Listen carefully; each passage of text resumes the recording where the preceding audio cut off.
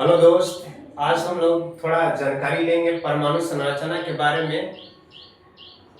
परमाणु संरचना सन 1808 ईस्वी में जॉन डाल्टन ने परमाणु के संदर्भ में एक सिद्धांत का प्रतिपादन किया, जिसे जॉन डाल्टन का परमाणुवाद का सिद्धांत कहा जाता है। इस सिद्धांत के अनुसार परमाणु अविभाज्य होते हैं, यानी कि जिसे तोड़ा नहीं जा सकता है। जॉन डाल्टन के परमाणुवाद के सिद्धांत के अनुसार यह व्याख्या नहीं हो पाती है कि भिन्न भिन्न तत्वों के परमाणुओं के परमाणु द्रव्यमान तथा संयोजकताएं जो होती है भिन्न भिन्न क्यों होता है। तब इस समस्या को समाधान करने के लिए आधुनिक अनुसंधानकर्ताओं ने परमाणु को विभाजित कर दिया, जिनमें से अनेक कण electron, proton, neutron, positron, meson आदि प्राप्त हुए।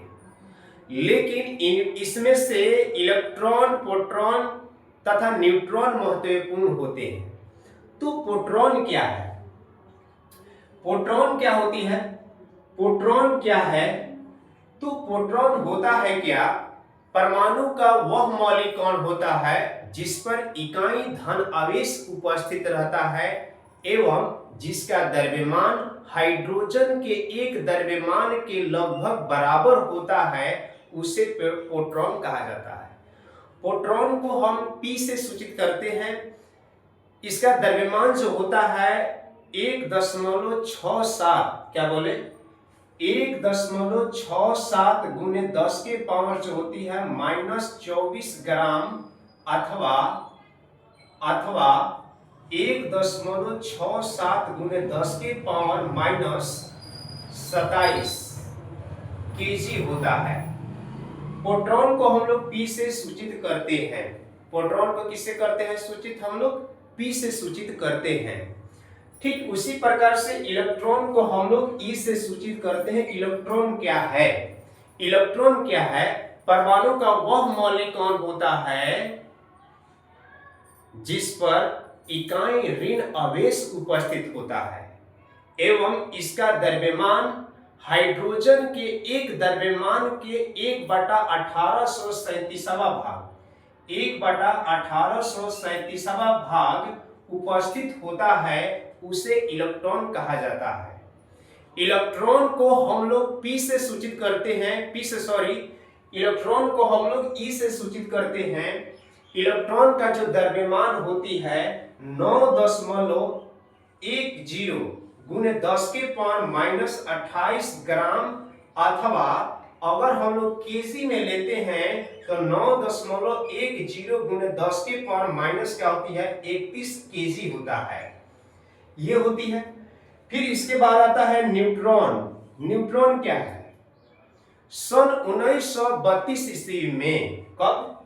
सन 1932 ईस्वी में एक साइंटिस्ट के नाम था जेम्स चैडविक। सन 1932 ईस्वी में जेम्स चैडविक ने बेरिलियम के धातु पर अल्फा किरण, क्या चीज? अल्फा किरण को आघात कराया।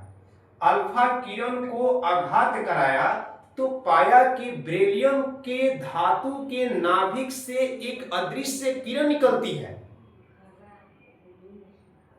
जो उदासीन कणों का प्रवाह होती है। इन उदासीन कणों को न्यूट्रॉन कहा गया। इस आधार पर हम लोग कह सकते हैं कि न्यूट्रॉन को परिभाषित कर सकते हैं, परमाणु का वह मौलिक कण होता है जिस पर कोई आवेश उपस्थित नहीं रहता है, उसे हम लोग क्या कहते हैं? न्यूट्रॉन कहते हैं। न्यूट्रॉन को हम लोग स्मॉल n से सूचित किया जाता है। न्यूट्रॉन का जो द्रव्यमान होता है वो प्रोटॉन के द्रव्यमान के लगभग में क्या होती है? बराबर होता है। प्रोटॉन के लगभग क्या होती है? द्रव्यमान की क्या होती है? बराबर होता है। अब आता है कि नाभिक क्या है? नाभिक, परमाणु के नाभिक क्या है? नाभिक। अब इसके बारे में थोड़ा सा जानकारी रखते हैं कि नाभिक क्या है। तो आइए हम थोड़ा सा जानकारी रखते हैं कि नाभिक किसे कहते हैं। न्यूक्लियस। नाभिक किसे कहा जाता है? नाभिक। नाभिक किसे कहते हैं? इसको डिफाइन करते हैं तो किसी परमाणु के केंद्र को नाभिक कहा जाता है। क्या बोले हो? किसी परमाणु के केंद्र को नाभिक कहा जाता है। किसी परमाणु के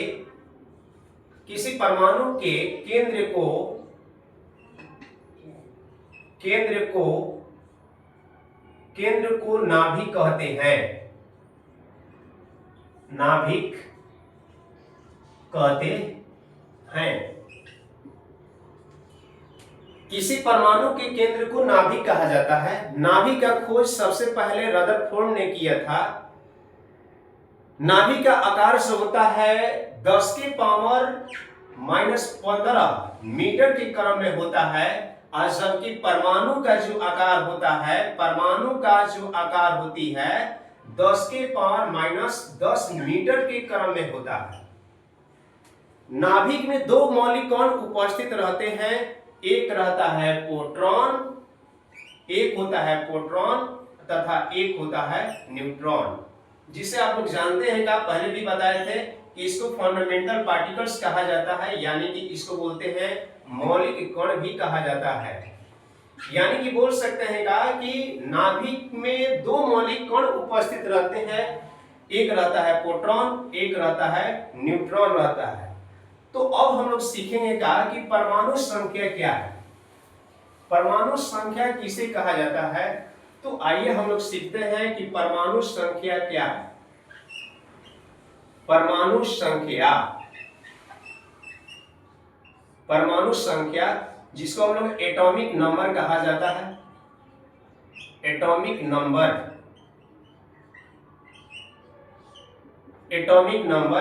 इसको हम लोग जेड से सूचित करते हैं। यानी कि प्रोटॉनों की संख्या को परमाणु संख्या कहा जाता है। क्या बोले? प्रोटॉनों की संख्या को परमाणु संख्या कहा जाता है। यानी कि कहने का ये हुआ, इसको अगर परिभाषित करेंगे तो कैसे करेंगे? किसी परमाणु के नाभिक में उपस्थित या किसी तत्व के परमाणु के नाभिक में उपस्थित प्रोटॉनों की संख्या को परमाणु संख्या कहा जाता है। परमाणु संख्या को हम लोग जेड से सूचित करते हैं। क्या बोले? कि ये जो होती है परमाणु संख्या जो होती है, अगर परमाणु संख्या की अगर बात किया जाए तो ये कहलाता है का कि परमाणु संख्या जो होती है किसी तत्व के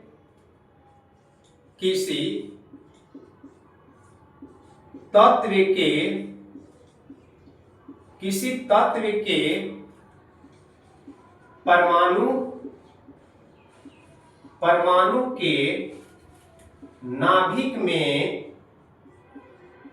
नाभिक में उपस्थित, किसी तत्व के परमाणु के नाभिक में उपस्थित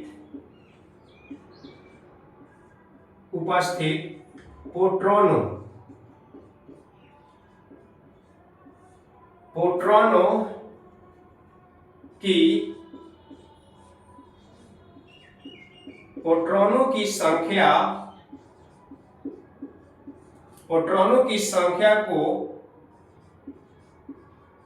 परमाणु संख्या कहते हैं।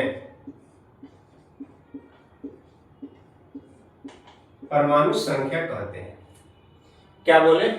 किसी तत्व के परमाणु के नाभिक में उपस्थित प्रोटॉनों की संख्या को परमाणु संख्या कहते हैं। यानी कि जो परमाणु संख्या होती है, वो प्रोटॉनों की संख्या होती है। प्रोटॉनों की संख्या होती है। प्रोटॉनों की संख्या होती है। यानी कि परमाणु संख्या को हम लोग जेड से सूचित करते हैं। परमाणु संख्या को जेड से सूचित करेंगे तो जेड बराबर क्या हो जाएगा, पी हो जाएगा। इसको फर्स्ट इक्वेशन मान लेते हैं।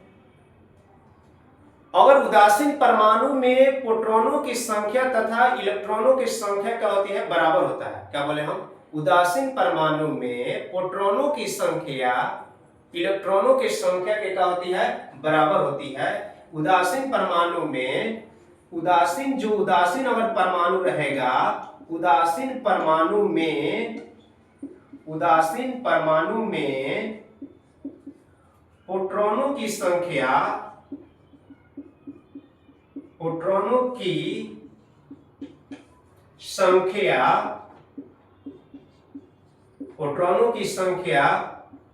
उसके इलेक्ट्रॉनों की संख्या के बराबर होता है। इलेक्ट्रॉनों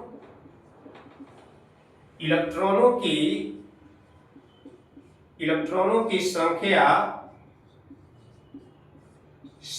के बराबर होता है। यानी कि बोल सकते हैं क्या कि जो प्रोटॉनों की संख्या होती